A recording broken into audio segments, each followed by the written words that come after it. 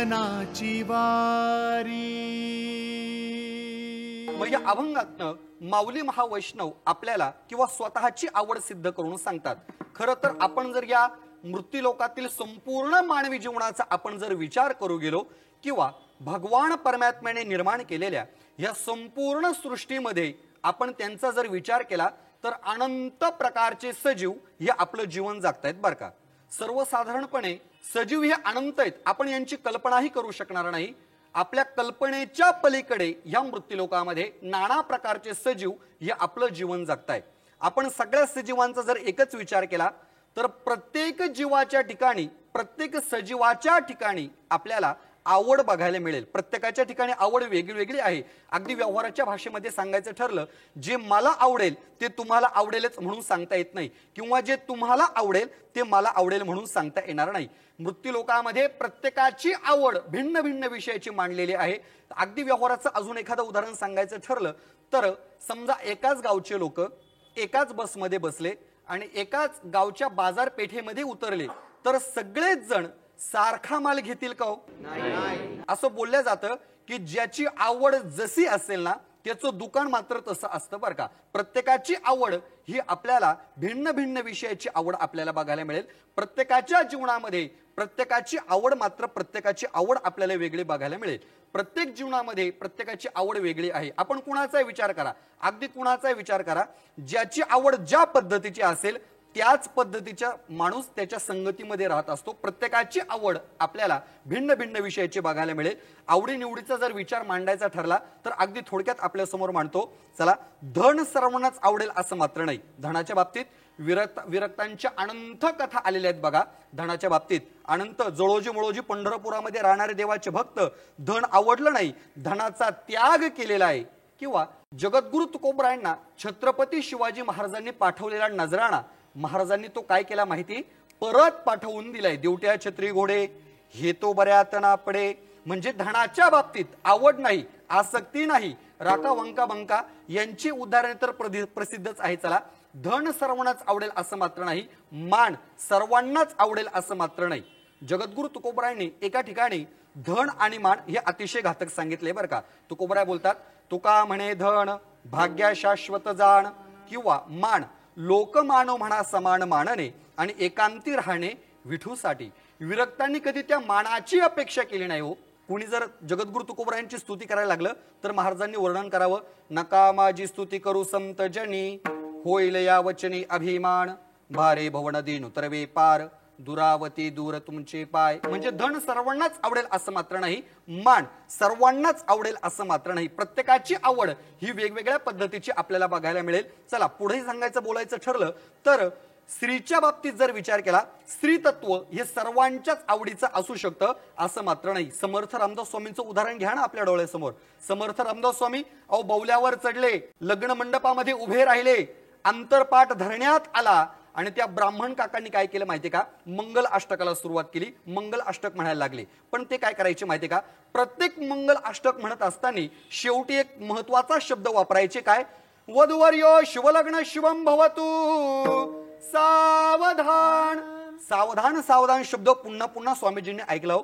स्वामीजी सावध झाले, कारण सावधान शब्द कोणत्या ठिकाणी असतो बरं? सावधान, इथे कीर्तन चालू आहे, कुणीही आतमध्ये येऊ नका असा असतो का? सावधान शब्द कोणत्या ठिकाणी असतो? धोक्याच्या ठिकाणी, एसटी स्टँडवर खिसे कापून पासून सावध राहा, किंवा रेल्वे क्रॉसिंग करायची असल्यास थांबा, पहा आणि मग जा। सावधान शब्द घाटाच्या ठिकाणी, अवघड वळण, खोल दरी, सावकाश जा, नाहीतर टापोटाप जा आणि एकदाची गप व्हा। सावधान शब्द प्रत्येक मंगल अष्टकाच्या अंती शेवटी ब्राह्मण काका बोलायचे, सावधान। सावधान सावधान शब्द स्वामीजींनी ऐकला, स्वामीजी सावध झाले आणि त्या ब्राह्मण काकांचा हात पकडला आणि काकांना विचारलं, का हो काका हे सावधान कशा करता म्हणे? मग काकांनी सांगितलं, गुरुजींनी सांगितलं, संसाराच्या दुःखांना तुम्हाला पुढे सामोरं जायचंय आणि ते दुःख तुम्हाला सहन करायचं आहे, म्हणून ते दुःख सहन करण्याकरता सावधान। स्वामीजींनी एवढा दुःखाचा डोंगर डोळ्यासमोर उभा पाहिला हो। जे त्या लागत्या लग्नाच्या मंडपातून स्टेजवरून बौल्यावरून उडी मारली, पळून गेले, थेट अरण्याचा रस्ता धरला, तर आजपर्यंत पुन्हा संसाराकडे फिरून बघितलं नाही। सांगायचा मुद्दा फक्त एवढाच आहे, स्त्री विषय सर्वांच्याच आवडीचा विषय असू शकतो असं मात्र नाही। काय माहिती का, समर्थ रामदास स्वामीत ना सावधान होण्याकरता समर्थ होते हो. आपल्या नवरदेवाचा जर आपण विचार केला, आमच्या भागामध्ये एक म्हण पडली गेलेली आहे, उतवळा नवरा आणि गुडघ्याला. तुमच्याकडे पण आहे का? मग तुमचं आमचं जमलं बरं का, काय अडचण नाही. हा, उतवळा नवरा आणि गुडघ्याला बाशिंग. प्रत्येक भागामध्ये संपूर्ण महाराष्ट्र प्रांतामध्ये ही म्हण प्रसिद्धच आहे बरं का. असं म्हणजे आपला नवरदेवचा जर आपण विचार केला तर तो या ठिकाणी सावध होऊ शकत नाही, कारण त्याची आवड ही स्त्री तत्वावरती आहे. परंतु समर्थ रामदास स्वामींचा जर आपण विचार केला तर समर्थ रामदास स्वामी तुम्हाला माहितीये का, त्या बौल्यावर चढलेल्या नवरदेवाला काय म्हणतात माहितीये का? ए पठ्ठ्या बघ, सावधान व्हायचंय का? आता सावधान हो. जर आता सावध नाही झाला तर मग काय होईल माहितीये का?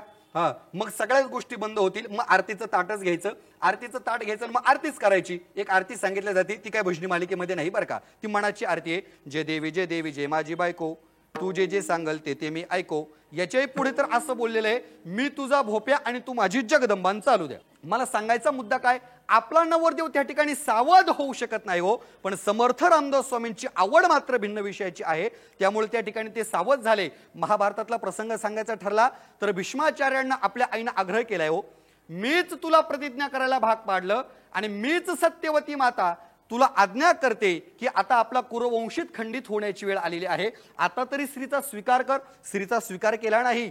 भोलेनाथ बाबांनी आणि पार्वती मातेने कार्तिक स्वामींना किती आग्रह केलाय माहिती? अहो, हजारो मुली दाखवल्यात, लग्न कर लग्न कर, लग्न करण्याकरता प्रवृत्त करण्याचा प्रयत्न केलाय, पण कार्तिक स्वामींनी सांगितलं नाही आई, मी अजन्म ब्रह्मचारी राहीन. फारच आग्रह झाल्यानंतर कार्तिक स्वामींच्या मुखातनं एक शेवटचे उद्गार बाहेर पडले आणि कार्तिक स्वामी आपल्या आईला बोलतात, आई ऐकून ठेव, मी तर लग्न करणारच नाही. स्त्री हा विषय माझ्या जीवनात येऊच शकत नाही, पण आजपासून जी स्त्री माझ्या हात आणि या माझ्या संपूर्ण शरीराला स्पर्श करेन ना, ती सप्त जन्म वैधव्याचं दुःख भोगेन. तेव्हापासून कार्तिक स्वामींच्या मंदिरामध्ये स्त्रियांना प्रवेश नाहीये. मला सांगायचं काय, स्त्री तत्व हे सर्वांच्याच आवडीचा विषय असू शकतो असं मात्र नाही. मग आपल्याला प्रत्येक जीवाच्या ठिकाणची आवड आपल्याला वेगळी बघायला मिळेल. आता मुलाच्या संदर्भात जर विचार केला तर प्रत्येकाला सर्वांनाच आपला स्वतःचा मुलगा आवडेलच असं मात्र नाही. आवड प्रत्येकाची वेगवेगळी सांगितलेली आहेत. पुत्राच्या बाबतीत जर विचार आपण केला तर अहिल्यादेवी होळकरांनी आपला एकुलता एक पुत्र हत्तीच्या पायाखाली तोडून मारला. चला, पुत्र काय, पत्नी काय, परिवार काय, लेणे काय, खाणे काय, पिणे काय, याबाबत प्रत्येकाची आवड वेगवेगळी असू शकते बरं का. प्रत्येकाची आवड वेगळी आहे, प्रत्येकाची आवड आपल्याला वेगळी बघायला मिळेल. मग माऊलींना प्रश्न केला ऐकणाऱ्यांनी. माऊलींना त्यांना प्रश्न करत असताना माऊलींना विचारलं, का हो माऊली, मग तुम्ही आम्हाला सांगा, जर आमच्या प्रत्येक जीवाच्या ठिकाणची आवड जर वेगळी असेल तर तुमच्याही अंतःकरणामध्ये काहीतरी आवड असेल की नसेल? मग तुमच्या अंतःकरणामध्ये काय आवड आहे, तुमच्या जीवाची आवड आम्हाला सांगा. मग स्वतःच्या जीवाची आवड सांगत असताना माऊलींनी पहिल्या चरणामध्ये सांगायला सुरुवात केली.